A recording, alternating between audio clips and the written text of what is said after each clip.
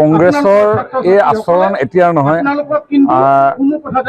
কংগ্ৰেছৰ এই আচৰণ 1975 ইমাৰ্জেঞ্চি সৃষ্টিৰ জৰিয়তে সমগ্ৰ দেশবাসীৰ ওপৰত সংবিধান হত্যাৰ জৰিয়তে অবৰ্ণনীয় অত্যাচাৰৰ তেওঁলোকে ইতিহাস ৰচনা কৰি থৈ গৈছে।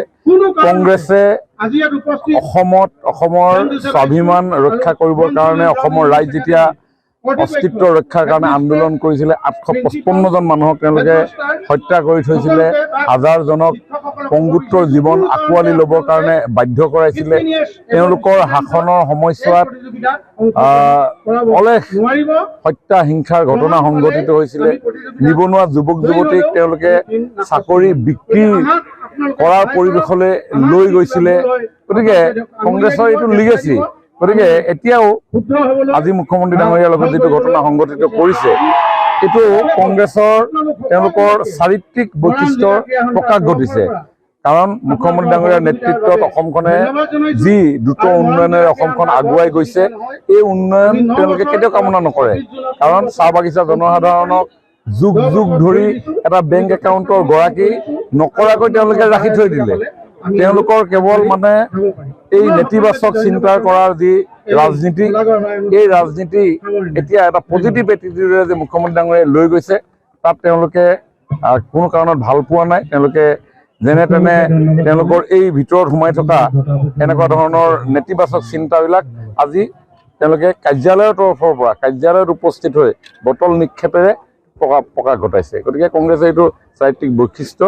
গতিকে এই নেতিবাচক চিন্তাক আমি কেতিয়াও সুস্থ সমাজে গ্ৰহণ নকৰে, তীব্ৰ গৰিহণা দিছে। কংগ্ৰেছৰ এই আচৰণ এতিয়াৰ নহয়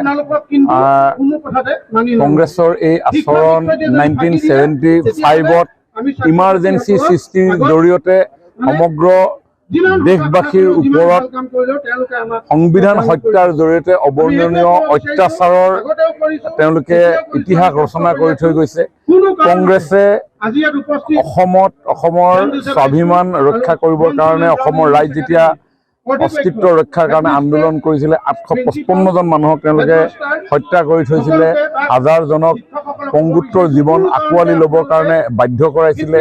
তেওঁলোকৰ শাসনৰ সময়ছোৱাত অলেখ হত্যা হিংসাৰ ঘটনা সংঘটিত হৈছিলে। নিবনুৱা যুৱক যুৱতীক তেওঁলোকে চাকৰি বিক্ৰী কৰাৰ পৰিৱেশলৈ লৈ গৈছিলে। গতিকে কংগ্ৰেছৰ এইটো লিগেচি। গতিকে এতিয়াও আজি মুখ্যমন্ত্ৰী ডাঙৰীয়াৰ লগত যিটো ঘটনা সংঘটিত কৰিছে এইটো কংগ্ৰেছৰ তেওঁলোকৰ চাৰিত্ৰিক বৈশিষ্ট্যৰ প্ৰকাশ ঘটিছে। কাৰণ মুখ্যমন্ত্ৰী ডাঙৰীয়াৰ নেতৃত্বত অসমখনে যি দ্ৰুত উন্নয়নেৰে অসমখন আগুৱাই গৈছে, এই উন্নয়ন তেওঁলোকে কেতিয়াও কামনা নকৰে।